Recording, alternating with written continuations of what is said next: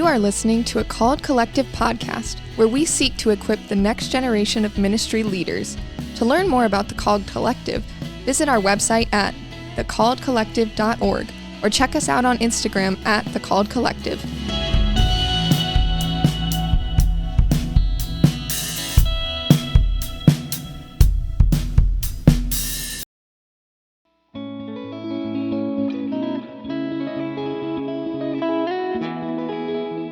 Welcome to episode 1 of the Coffee and Calling podcast. Woo! With normally Dan and Griff. But Griffin, can you tell us what's special about today? So today we are joined by our special guest co-host, Hallie Harrington. And normally it would be me and Dan co-hosting this show together with a guest. And Hallie will probably be a guest on the show at some point. But today, she is actually my guest co-host because our first guest that we will be interviewing is none other than the fiery-haired Dan himself. Yes, it is so exciting to be here and to hear from Dan today. And just to give some context, I have red hair. I've been a ginger my whole life, wow. And actually not red hair. My hair is orange. It's one of the weirdest things. A lot of people's like, how does it feel to have red hair? Well, it's not red. So I don't really get that and everything. So a lot of things don't make sense. Like Griffin, you were just telling me before we got on this podcast that you're a recovering ginger hater. I am a recovering ginger hater. I repent from that sin. I am sorry, Lord. And Dan, I apologize to you. Oh my goodness. So one of the side things for anybody listening on the podcast is that we all of us are really avid coffee drinkers, except Amen. for our tech guy, Tyler. He's more of a Coca-Cola type of dude, but still good caffeine. But I just want to go around the table and say, hey guys, what are we drinking today? Before we start, I just want to give Tyler a little bit more credit than he's due. He's more than just our tech guy. This would not be possible without Tyler. But I am drinking the one, the only Folgers coffee. I don't care who hates on it. It's about to get blasted in here in about 5 seconds, but I'm a big fan, so it does the job. So anybody that's wondering, Griffin, the one day texts our group chat of our current workers, of our group of people that help do this podcast. And he says, hey guys, I'm going to pick up some K-Cups. You mind Venmoing me? And we're like, yeah, sure, 100%. Right. We're thinking, what, Hallie's going to get Dunkin'? Like Starbucks, some nice French roast, maybe a Colombian, something real good. We come into the office. Well, Hallie and Eden and some other people come into the office, and all we just see is this big box of Folgers coffee. Classic roast. No Colombian, no nothing. Nope. So what's about Folgers, Griffin? What is it about Folgers? Number one, it's affordable. That was the number one on my list of priorities. It's affordable and it will keep me caffeinated. Number two, I know we're all master's students here. I don't think we can afford to keep buying 20 Starbucks K-Cups every 2 weeks for the same price as 60 Folgers K-Cups. It just doesn't seem very practical to me. You bring up a good point. So he's making the avid point that, guess what, everybody? Folgers represents the middle class citizen. Yes, fully. It does. I take captive every argument. Anybody who drinks Folgers wears khakis. It's just a fact. And they pay their taxes. But other than Folgers coffee, let's get into it.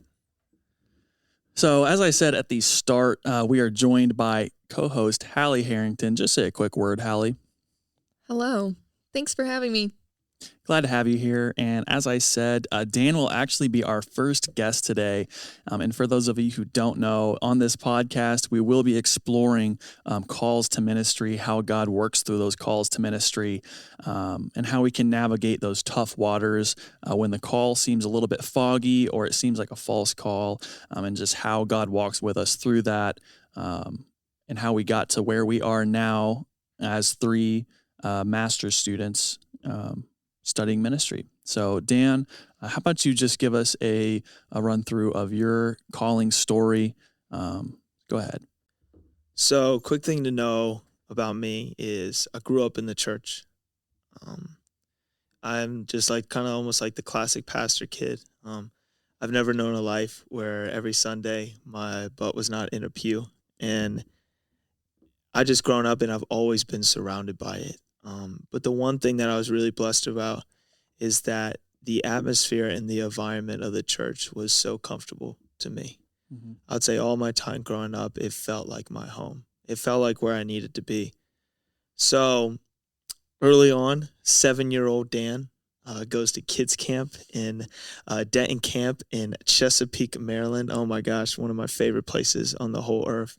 And I remember I was in there and I was sitting on the seat, and I remember this pastor talking about the gospel, talking about salvation, and I was really just intrigued about it. This is when all these thoughts started to make sense and everything started to come together, why I was sitting in the pew, what this message, who this Jesus guy was. And I go back to my cabin, and this guy named Pastor Jack Deal, I had asked him, I said, listen, I know this story, but Pastor Jack, why do you believe? And I remember he said, I love the fact that Jesus resurrected from the dead. And he said, I love the fact that he sent his spirit to fill us. But Daniel, I was a sinner. I was lost. And the fact that a man would die for me, knowing all that I did and knowing all the sins that put him on that cross, and the fact that he would die for me, I know no love like that except for that one. So that's why I believe. Because that type of love, I not only want to receive, but I want to know and I want to live it out. And those words really changed my life. I remember Jesus almost came alive in my heart in that moment. And about a few months later, we were in the church. I was playing around. I was playing on my DS. I can remember this image vividly. Dude, Super Mario Bros. I was a Pokemon kid. I was playing around with it. You know, this is the night I just figured out the cheat code on Super Mario Bros. Where you get to you're playing as Luigi and everything. Yeah. And I remember I was so hyped. I'm sitting in like this little fellowship hall. Shout out to fellowship halls, by the way. No one really says that anymore, but if anybody needs to know, it's like the Christianese language for just a place where people eat and just have fun in the church and everything. Oh yeah. The multi-purpose room of the church. Now it's the multi-purpose room. But I'm just sitting there, and I remember one of the ladies from the worship team comes out, and she's on the phone with her daughter, and she just seems like distress. And out of nowhere, in this side door, it blows open, and all I see is that there's this girl that was in the youth group, and there was just like blood coming down her face and everything. Mm-hmm. Well, what had happened was a couple of the kids that were in youth group got into a car accident. It was literally like right next to the church. Wow. Literally, it was one of those things where the guy just kind of blew the stop sign, and there was a truck that was coming on and just hit him right at the tail end. So they spun around, and they I believe they flipped and everything, but it was just like nobody was like super seriously hurt, but like people were like beaten up, bruised, very shaken, very scared. And then the two other people in the car come running in, and I remember my dad was in the office, and he comes walking out, and then everybody's just distressed. Everyone's just kind of like freaking out. But my dad walks in, and he just looks at the guy that was driving, and he just walks over to him. And it's almost like in that moment, everybody was being frantic, but I saw this calm nature about my dad. He moved fast, but it was very smooth, and it was slow. And he's sitting there, and this guy's just like broken. I mean, the image of like broken is he's looking at two of his friends that he has now made a mistake, and now that they're hurt, he's freaking out. He's having anxiety, and I remember him just saying over and over, what if I killed somebody? Like, what if I hurt them and everything? And my dad is just speaking of, hey, calm down. And he's just being so, I know it's crazy. He said, but you can't do anything right now. Just breathe. And I don't remember too much after that. I just remember my dad calming him down, and he was good. And then later on, my dad, obviously they called the ambulance. The ambulance came. Everything kind of went away. And it was about around that time that my mom picked me up, and she took me back to the house, to the parsonage, another term, back to the parsonage. And it was about my bedtime, and I was shaken up, and she kind of prayed with me, and I went to bed. And as I'm sitting there in my bed, I actually wasn't really told about this until about 2 years ago. My mom reminded me of this story. And this is why in recent year, I've actually been retelling my calling into ministry story because of this moment that my mom told me about. And I'm sitting there in my bed, and my mom says that she began to start hearing crying out in the living room. So she comes over and she just says, I didn't feel like I needed to walk in, but I just listened to hear you.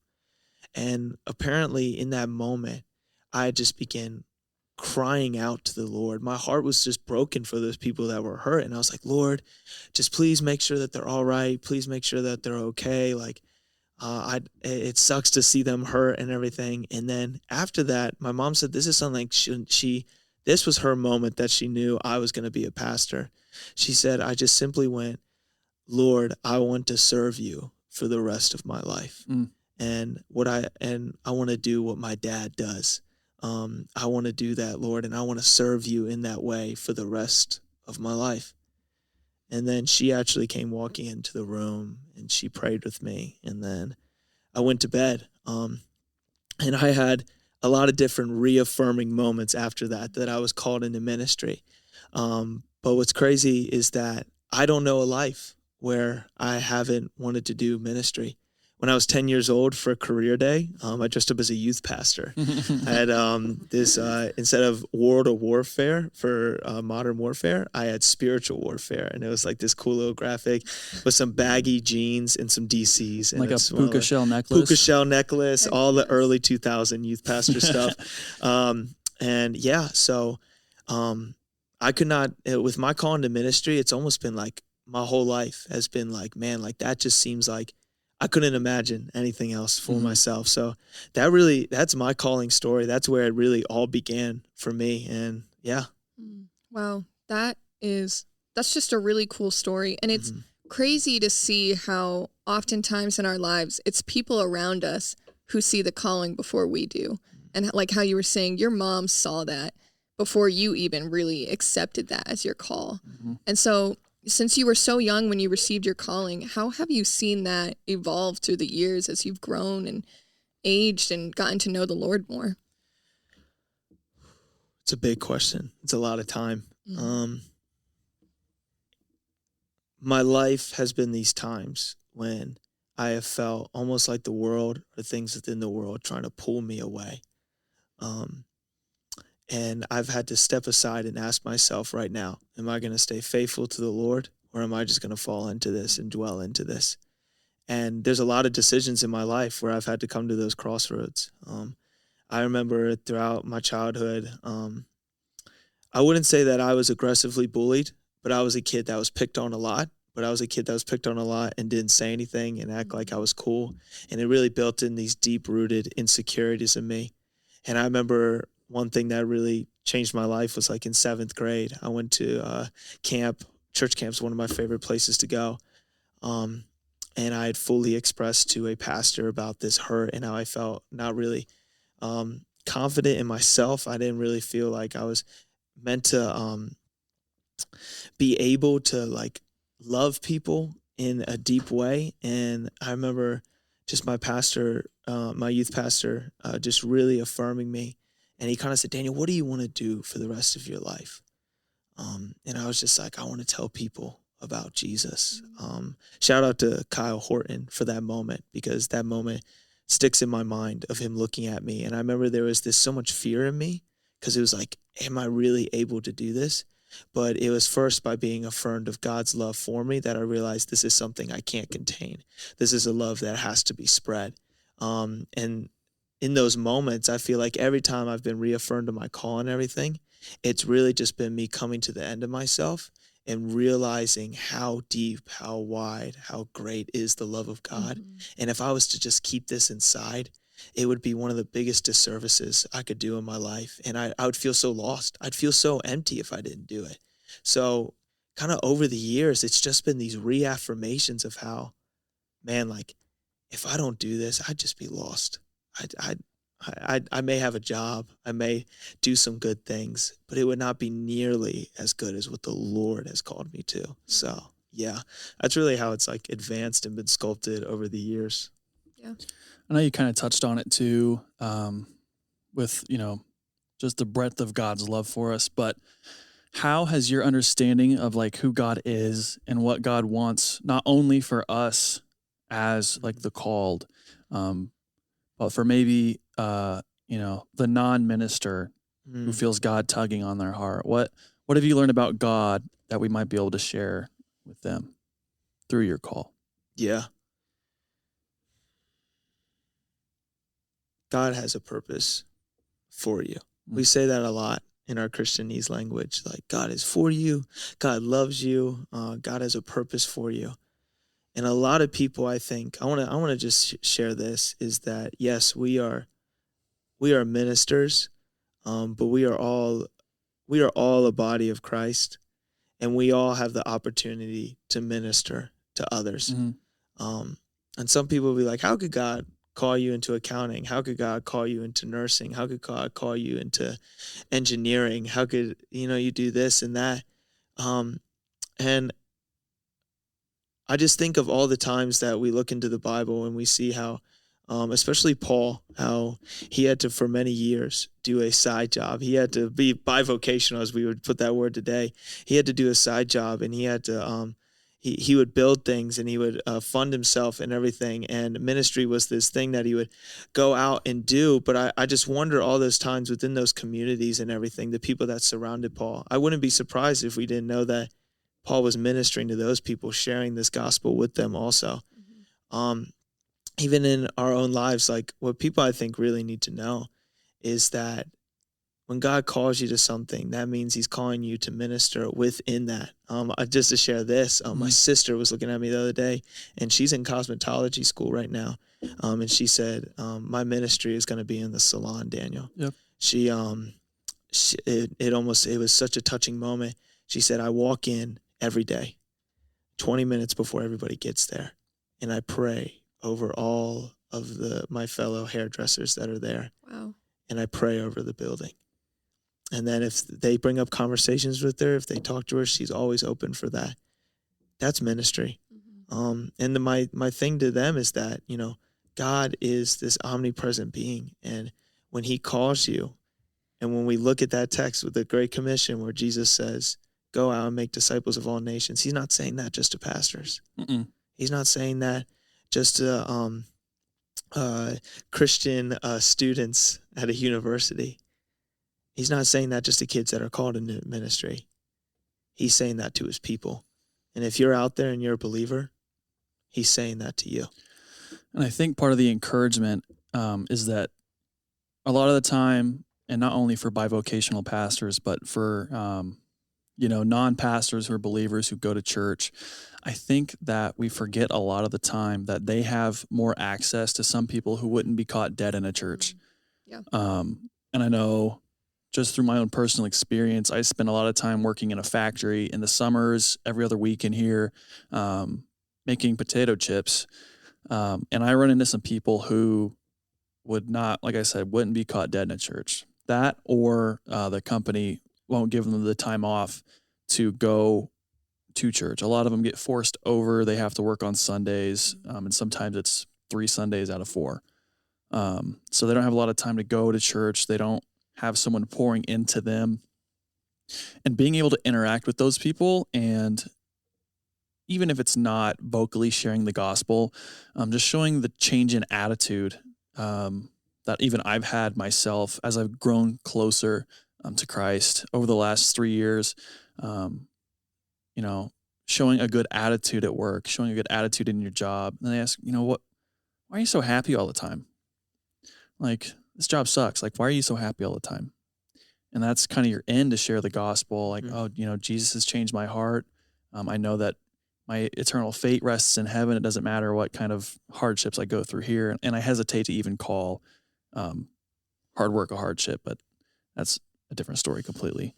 Yeah. But yeah.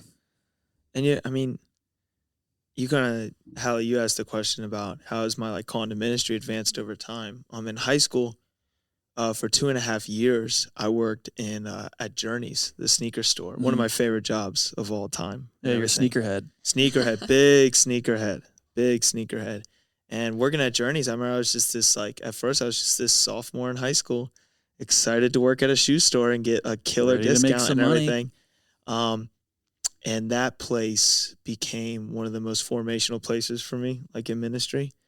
I was, most of the time, there was a few in and out, but I was most of the time the only Christian on staff and everything.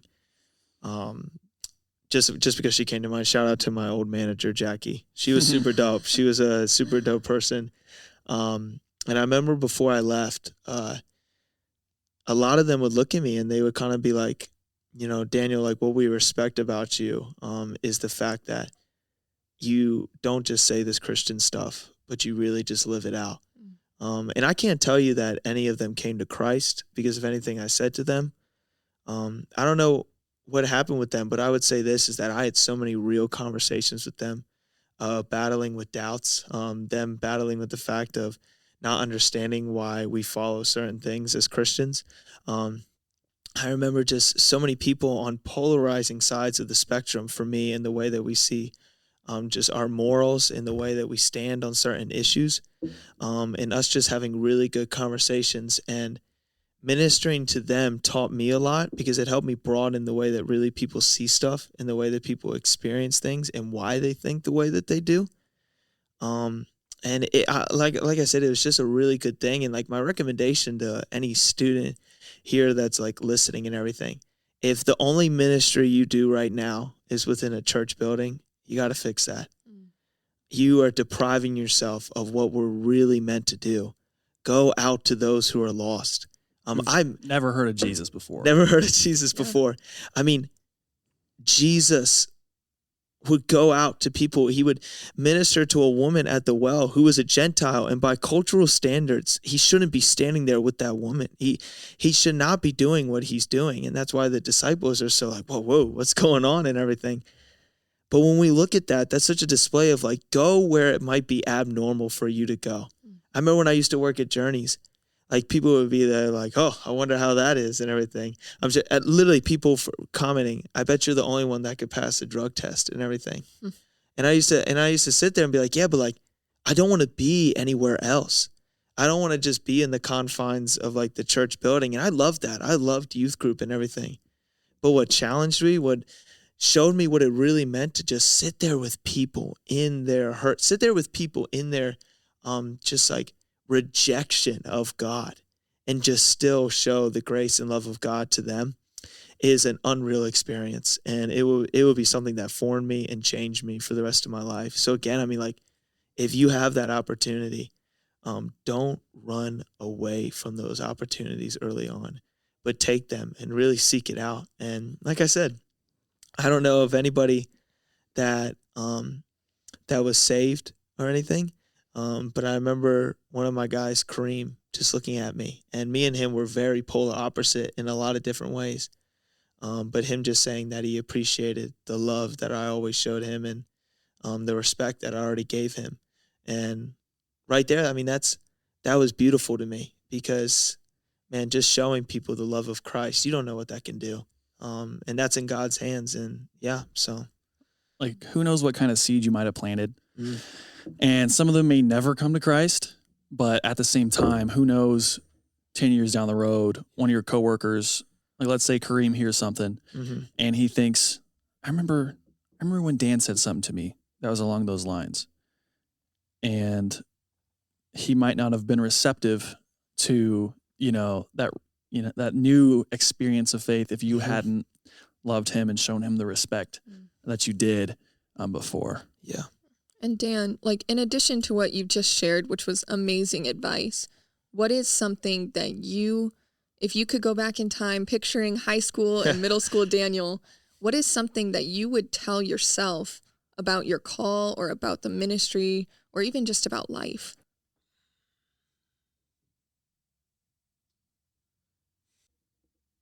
Don't be so much in a rush to get out.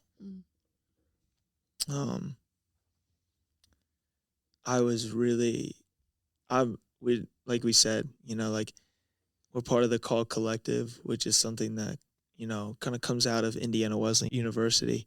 And IWU was one of my dreams. I was so excited just to be able to go to a school where we would talk about ministry. And there was this lonely feeling sometimes in high school of being like really the only Christian there and everything. I would say I never really faced persecution in high school.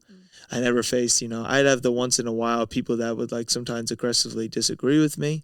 And I've had times where like I aggressively disagreed with them and everything. But it was this loneliness of like, I remember just sometimes standing around and looking around and being like, man, I wish that they could understand what I understand. And there was a part of me that really wanted to come to IWU, seek that call into ministry. And I was really amped and I was really excited. Like, dreams are coming true. Sometimes I was just in a rush. And one of the things is those things that the Lord has put on your heart, those places where the Lord has told you to go, be patient with them. This came over, I was thinking about this over the summer, but we are passionate people, but we need to be patient in our passion and really sit there and be like, I want you to really sit there. Anybody that's listening to this, if you're called into ministry or not, really sit right now and say, how can I begin to minister to people around me in my job right now, in my high school right now, in my middle school right now, in my elementary school right now, in my office? How can I begin to minister to people right now? Let me not just look so far ahead and just be like, man, I can't wait to get there. I was sitting in the car this summer and we're passing by, and it's one of those things where you're going really fast and everything so close to you is so blurry and it's so quick and it's just like, but for some reason, the things that aren't close to you, the things that are far away, they're so clear. And that's what I'm saying is when you're going fast, things close to you are blurry, but things far away are clear. But by the time you get there, because you're so much in a speed, you're not going to be able to see it. So you have to, right now, that's what my biggest advice is that take the slow route. Let the things far away look a little bit unclear, but let the things up close be so clear and be so attentive to those, because I guarantee you God wants, if you are a person that is a follower of Christ and has a desire to live out that life for Christ, he wants to use you right now. So go. And yeah, that'd be my biggest advice is don't be so much in a rush. Start living it now. Yeah. So good. I love that. So Dan, as Griffin and I are your peers, your fellow pastors in training, my homies, we would love to also just pray for you in your ministry. So is there something that you're facing now that we can pray specifically for you? Kind of just based off of what I just said, is that so much is about to happen. I'm about to go after college. After this year, I will be working in a church. I'll probably be bivocational, working in a church and working in the community. I'll be living out so many like dreams I've like thought of, and so many things these last few years at IWU that I've desired so deeply. And I have a loving girlfriend who I hope to marry. And there's all these things that are just so beautiful in my life right now that it's like you're seeing the sun like come over the horizon. But I know right now it's just time for me to sit and let that rise when it comes. And I think my biggest prayer right now is that, like that kid in high school, that I listen to the advice that I would give myself in high school. And I say, Dan, don't be so much in a hurry, but really just pray that I can be present in this moment and dream and desire those things, but to really be present and honor the responsibilities I've been given now and just love doing ministry now and be passionate and be really intentional with what I'm doing now before I get to that next thing. So yeah, that's the biggest thing for me. Yeah, we'll definitely keep you in our prayers for that. And we hope that anybody who's listening in might pray for you too. I think it's important that corporately we pray for each other. So we ask that whoever is listening in, pray for Dan, pray for all of us. We share that same prayer that Dan has. So Dan, I just want to thank you. Can't wait for next week. Hallie, want to thank you as well for being our guest co-host. You'll be making your appearances here and there as well. And we can't wait to listen to the podcast that hopefully you can get kickstarted. Heck yeah. But we just want to close here and say thank you for listening to this Called Collective podcast. All of the music you heard today was done by Caledonia, and you can find them at Official Caledonia on Instagram. That is Caledonia, spelled Caledonia. And they will also be on Spotify here soon. And we also want to just thank the School of Theology and Ministry here at Indiana Wesleyan University for making this possible. So thank you for listening.